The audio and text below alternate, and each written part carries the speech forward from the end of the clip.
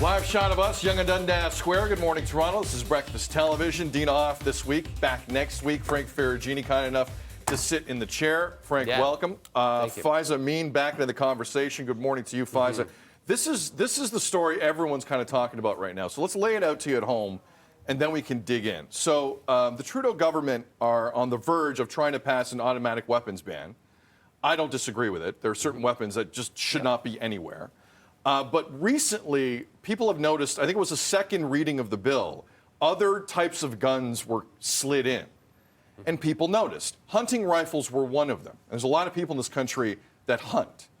One person who went on social media and really had an issue with this, out of nowhere, was Carey Price of the Montreal Canadiens, who posted this picture with the caption, "I love my family. I love my country and I care for my neighbor. I am not a criminal or a threat to society.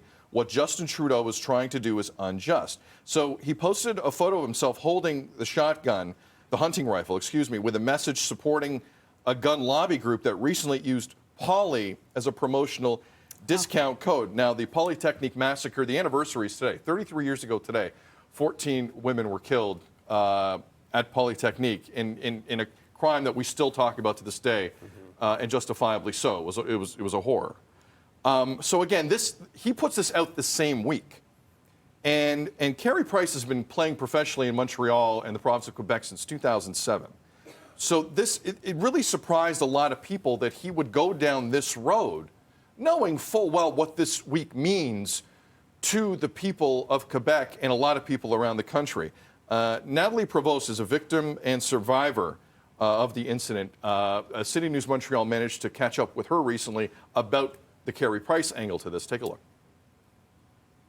Bravo if they're responsible gun owners, but there's so many mass shooters who were responsible gun owners just before they did the mass shooting.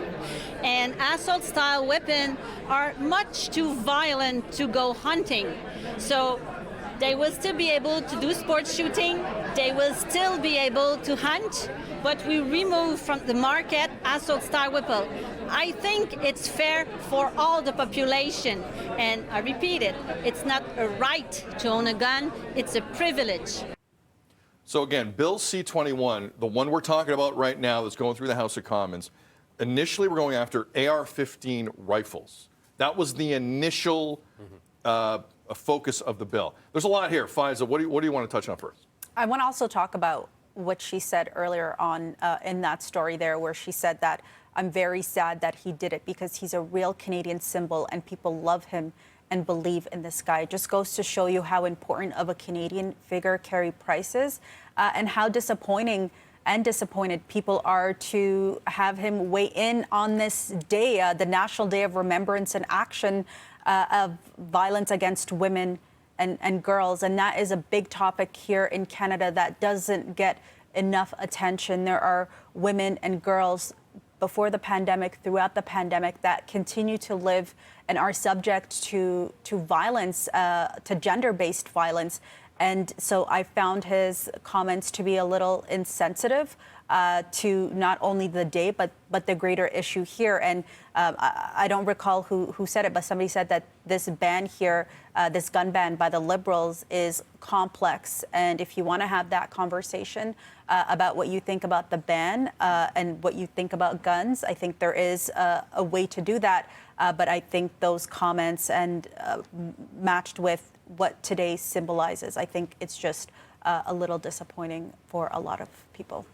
Frankie? You know, I really don't think Carey Price should have commented because it doesn't seem that he was educated on all of the information that was there. He commented at a time where he does have a great levity in terms of his words are heard, but he wasn't really paying attention to what was really going on. I think he narrowly just thought, maybe my right to hunt is going to be taken away from me, and because of that, I want to post right now and react to this. Some hunting rifles that are out there, my father's a hunter, has some very long range in terms of when the gun is shot. It can be up to a mile in terms of the range of that bullet that goes out. So there needs to be some restrictions that are done. Carey Price, I think, really reacted but didn't educate himself, and it's clear that he's not educated in his reaction. This is an interesting one in that I have two thoughts. One, it's amazing to me how Justin Trudeau backpedals when it comes to Quebec. I've never seen a prime minister on really important issues be hands-off. Like, Carey Price is revered in the province of Quebec. And for Justin Trudeau to basically say yesterday, okay, you know what, we're going to revisit this. We're going to have the conversation. He does not want to tick off that province in any way, shape, or form. He needs Quebec to remain prime minister. He needs those seats.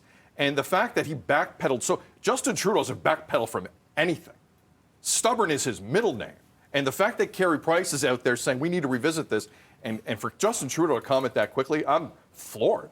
I was absolutely floored at that. But that's exactly what happened yesterday. And Minister Mendicino, or Minister of Public Safety, said the same thing. Let's have the conversation about hunting rifles. Let's go through this. That's the first thing that stuck out. Secondly, aside from Indigenous issues later in his career, Carey Price, who has been playing professionally in the province of Quebec since 2007, has not gotten into any political discussion. Zero. None.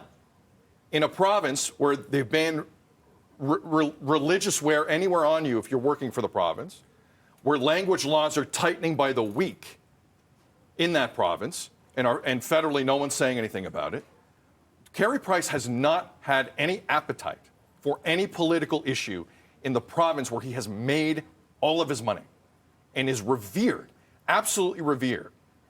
All I'm saying is this. When you wander into the political arena like this, it's a different world. And Carey Price is learning a big lesson here about what that world is like. Montreal Canadiens had to put out a statement semi-apologizing for him. It was weak. It was weak. Carey Price didn't apologize, but he had to put out another statement. I think it's a very odd move for a guy that was kind of fading into his normal life. He's going to retire soon, I'm assuming, from the National Hockey League.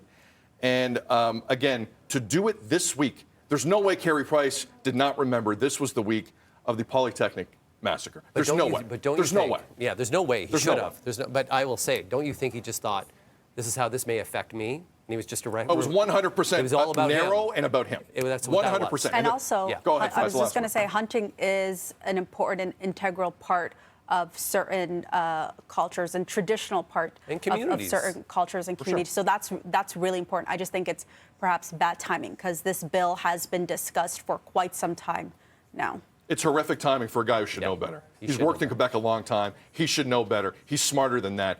Big mistake. He needs to walk it back. He can care about his rifle. A lot of people do. I get it. But not this week, not Quebec. Bad time, Carey Price. You screwed up. More BT coming up after this.